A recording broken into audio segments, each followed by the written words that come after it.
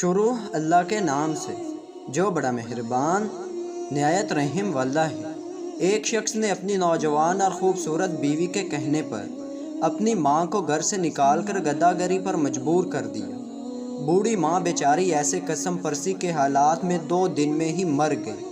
وقت کے بادشاہ نے خواب دیکھا اور خواب میں ایک بزرگ نے بادشاہ سے اسی آدمی کی طرف اشارہ کرتے ہوئے کہا کہ فلاں بستی میں اس شخص کو اپنے پاس بلاؤ اور اسے 100 اونٹ سونے کی اشرفیوں سے لاد کر دو۔ بادشاہ غور کرنے والوں میں سے تھا۔ اسے پتہ چل گیا تھا کہ اس کا خواب عام خواب نہیں اور کسی بات کی طرف اشارہ ہے۔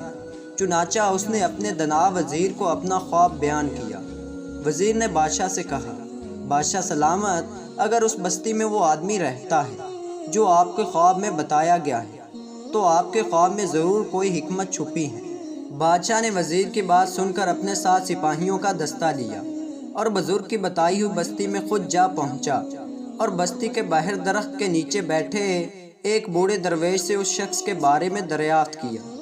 تو بوڑھے نے بادشاہ سے کہا، وہ کوئی اچھا انسان نہیں، وہ اپنی ماں پر ظلم کرتا تھا اور اس کے ظلموں کی تاب نہ لاتے ہوئے اس کی بوڑھی ماں دنیا سے رخصت ہو گئی۔ جائیں، بستی میں پہلا مکان اسی کا ہے۔ بادشاہ جب اس شخص کے دروازے پر پہنچا تو وہ شخص بادشاہ کو دیکھ کر خوف زدہ ہو گیا۔ اسے لگا کہ بادشاہ اب اسے اس کے اعمالوں کی سزا دے دے گا، مگر بادشاہ اسے اپنے ساتھ محل لے کر آیا اور اسے 100 اونٹ سونے کی اشرفیوں سے لاد کر انعام کے طور پر دیے، جنہیں پا کر ظالم کی تو لاٹری لگ گئی۔ وہ بادشاہ کا شکر ادا کرتے ہوئے دولت کے نشے میں چور اپنی بستی واپس آ گیا اور عیش و عشرت کی زندگی گزارنی شروع کر دی۔ ادھر بادشاہ اور اس کے دنا وزیر نے اس شخص پر مکمل نظر رکھی ہوئی تھی اور وہ خواب کی حقیقت جاننا چاہتے تھے، مگر کئی سال گزر گئے، اس شخص کے حالات میں کوئی تبدیلی نہ آئی۔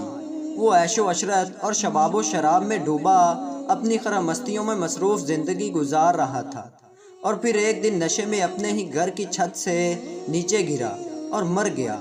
بادشاہ کو جب اس کے مرنے کی خبر ملی تو وہ واپس اس شخص کی بستی میں گیا اور پھر بستی کے باہر درخت کے نیچے اسی بوڑھے درویش سے ملا جس نے اسے اس شخص کا پتہ بتایا تھا۔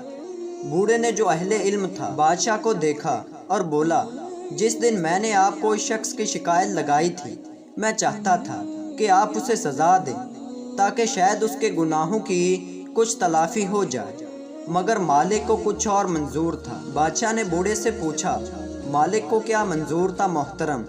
بوڑھا بولا، اس دن آپ نے اسے سونے سے لدے ہوئے اونٹ عنایت کیے تو مجھے پتہ چل گیا کہ رب کائنات نہیں چاہتا کہ یہ شخص توبہ کے قریب بھی جائے، اور پھر ایسا ہی ہوا۔